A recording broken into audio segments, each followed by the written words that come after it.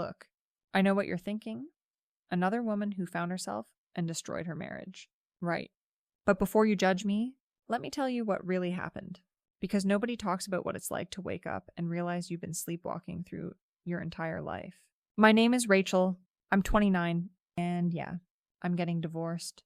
But not for the reasons everyone thinks. Caleb and I had been together 7 years, married for 5, and I swear we were like roommates pretending to be lovers. Every single day was the same routine. He'd come home from his job.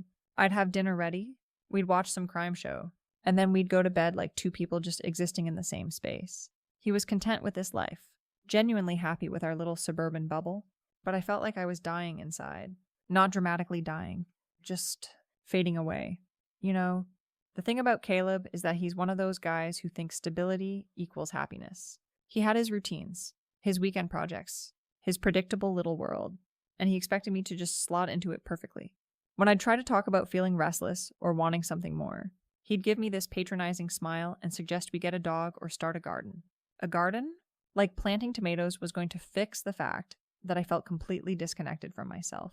I started listening to podcasts during my commute, just random stuff at first. But then I stumbled onto this episode about consciousness expansion, and it was like someone finally put words to what I'd been feeling.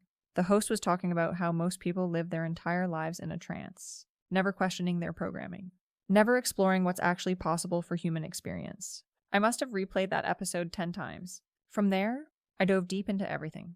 Books about spiritual awakening, documentaries about plant medicine, forums where people shared their transformation stories. I learned about psilocybin and how it's not just some party drug, but this ancient tool that indigenous cultures have used for thousands of years to heal trauma and expand consciousness. The research was incredible, studies showing how it could literally rewire your brain, help you break free from limiting patterns and beliefs. When I tried to share this with Caleb, he looked at me like I'd joined a cult. Rachel, he said, we've been watching Netflix and eating leftovers. What trauma? That response told me everything I needed to know about how little he actually understood me. Just because our life looked fine from the outside didn't mean I wasn't carrying wounds. Didn't mean I wasn't struggling with depression and this crushing sense that I was wasting my potential. I showed him videos of people having breakthrough experiences, crying tears of joy as they described feeling connected to the universe for the first time, finally understanding their purpose. But Caleb just saw people acting crazy in the woods. He couldn't see past his own fear to understand that maybe, just maybe, there were ways of experiencing reality that his narrow little worldview couldn't comprehend. The more I researched, the more I understood how much of my life I'd been living according to other people's expectations. I'd married Caleb because he was safe, stable, the kind of guy my parents approved of, but I'd never asked myself what I actually wanted. What would make me feel alive and authentic? I was 29 years old and I felt like I'd never really lived. When I finally worked up the courage to ask if he'd try cannabis with me, not even the mushrooms yet, just weed, he acted like I was asking him to rob a bank. But eventually he agreed, probably thinking it would shut me up about the hippie stuff. That night was such a disaster. He had a panic attack and spent the rest of the evening pacing around, checking the locks 3 times, acting like the DEA was going to bust down our door. Meanwhile, I felt more relaxed and present than I had in years. The constant chatter in my head finally quieted down, and I could see our house, our life, our relationship with fresh eyes. And what I saw wasn't pretty. We weren't partners on some beautiful journey together. We were 2 people who'd gotten comfortable being uncomfortable, settling for a mediocre existence because it was easier than fighting for something better. That's when I knew I had to take my healing into my own hands. Caleb had made it clear he wasn't going to support my growth, wasn't even curious about exploring consciousness or questioning the status quo. He wanted me to stay small, stay safe, stay exactly who I'd always been. But I was done being that person. I found Shane through this online forum where people shared resources about plant medicine. He wasn't some sketchy street dealer. He was this incredibly knowledgeable guy who'd spent years studying with shamans in South America, really understood the sacred nature of these substances. When we first started messaging, it was purely educational. I had questions about dosage, set and setting, integration practices. He was so patient, so willing to share his wisdom. The first time we met in person was at this little coffee shop downtown. I'd expected someone who looked like a typical drug dealer, but Shane was nothing like that.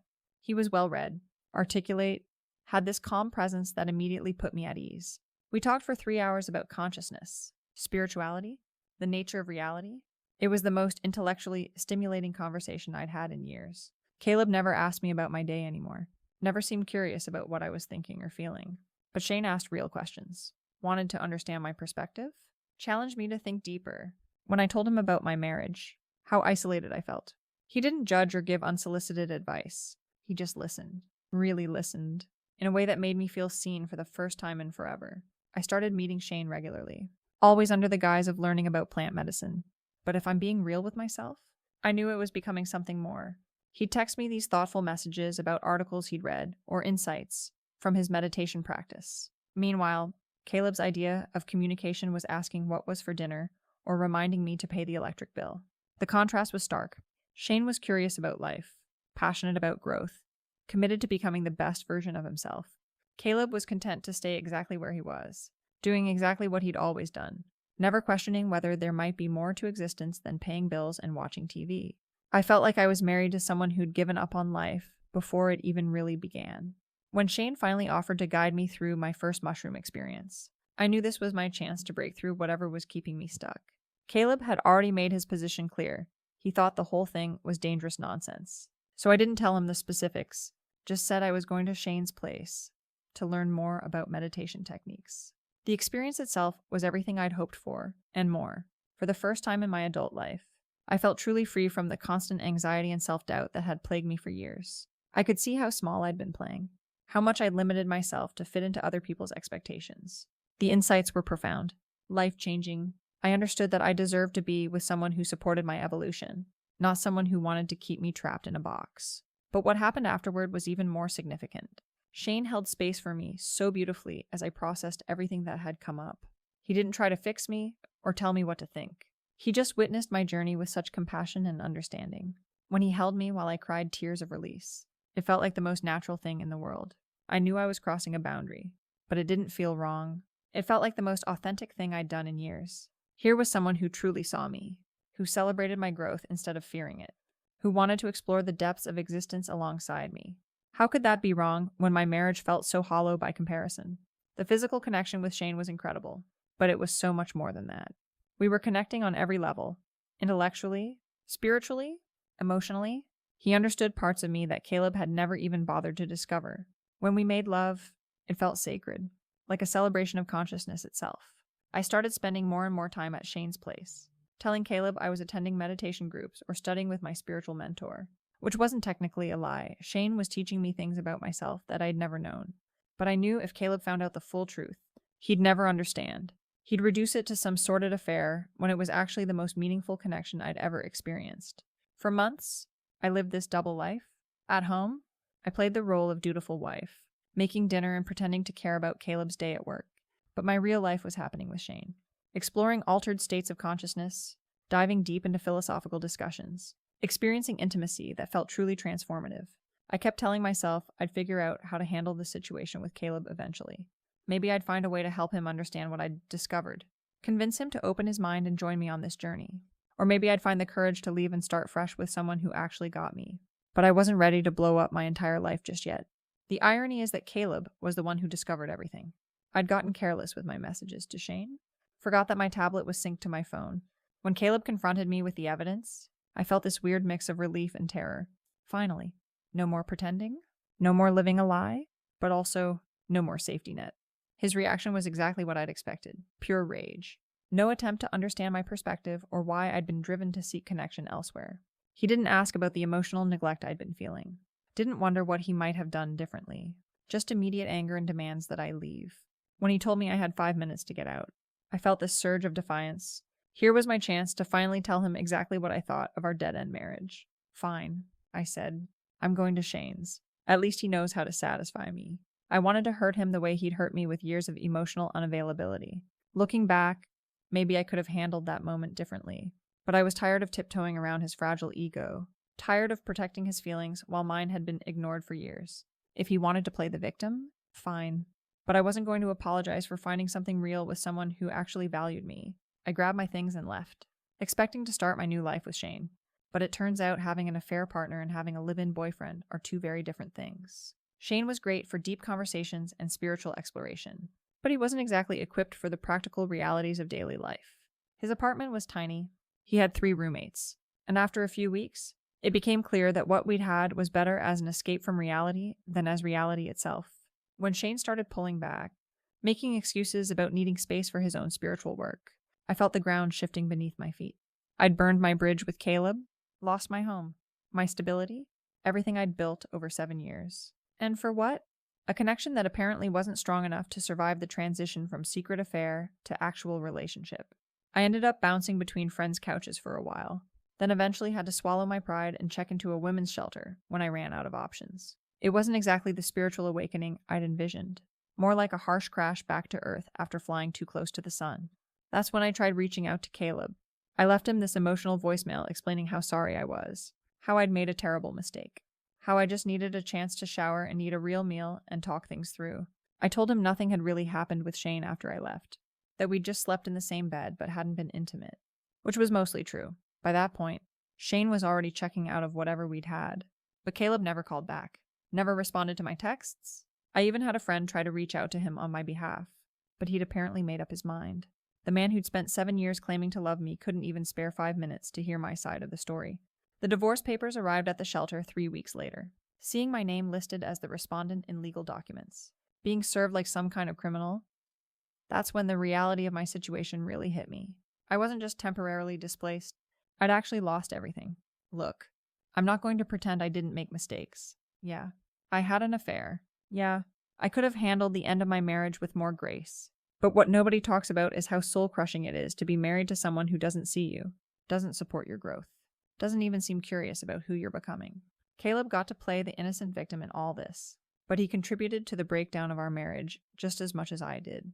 His emotional neglect, his refusal to evolve, his complete lack of interest in exploring life beyond his comfortable little bubble. That's what drove me to seek connection elsewhere in the first place. The worst part is how everyone rallied around him afterward.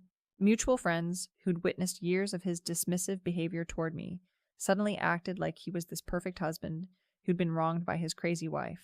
Nobody wanted to hear about the loneliness I'd endured, the way he'd made me feel small and insignificant for wanting something more than our mediocre existence. I heard through the grapevine that he started dating someone new pretty quickly after our divorce was finalized. Some woman from his work who apparently thinks his boring stability is charming instead of suffocating. Good for them. I guess they deserve each other. As for me, I'm still figuring things out. The shelter helped me get back on my feet. Find a small apartment, start rebuilding. I'm working again, paying my own bills, learning to be independent in a way I never was during my marriage. It's not the life I'd planned, but at least it's authentic. I still believe in everything I discovered during my spiritual awakening. The insights I gained about consciousness and personal growth weren't invalidated just because my marriage ended badly. If anything, this whole experience taught me even more about the importance of being true to yourself, even when it costs you everything. Shane and I don't talk anymore. What we had was beautiful for what it was, but it wasn't meant to last. I don't regret the connection we shared, even though it came at such a high price. For a brief moment, I experienced what it felt like to be truly seen and appreciated for who I was becoming, not just who I'd always been. Would I do things differently if I could go back? Maybe I would have tried harder to communicate with Caleb before seeking connection elsewhere. Maybe I would have been more direct about my unhappiness instead of hoping he'd figure it out on his own. But I can't change the past. And I'm not going to spend my life apologizing for wanting more than settling. The truth is, our marriage was over long before I met Shane. We'd been going through the motions for years, both of us too comfortable or too scared to admit we'd grown apart. The affair was just the catalyst that forced us to face what we'd both been avoiding. I'm not proud of how everything went down, but I'm not ashamed of seeking happiness either. Life is too short to spend it pretending to be satisfied with less than what you need. Caleb couldn't give me what I was looking for, and I couldn't be the person he wanted me to stay. Sometimes that's just how it goes. These days, I'm focused on building a life that feels aligned with my values and my truth. I'm still exploring consciousness, still committed to personal growth, still believing that there's more to existence than just paying bills and watching TV. Maybe that makes me selfish or unrealistic, but it's who I am. I hope Caleb finds happiness with his new girlfriend. I really do, and I hope someday he understands that what happened between us wasn't about him not being good enough. It was about us being fundamentally incompatible in ways that couldn't be fixed with better communication or couples therapy. As for what's next, I'm taking it one day at a time. I've learned not to make big plans or promises about the future, but I'm open to whatever comes, whether that's another relationship or just continuing to discover who I am outside of being someone's wife. Either way, I'm done apologizing for wanting a life that feels worth living.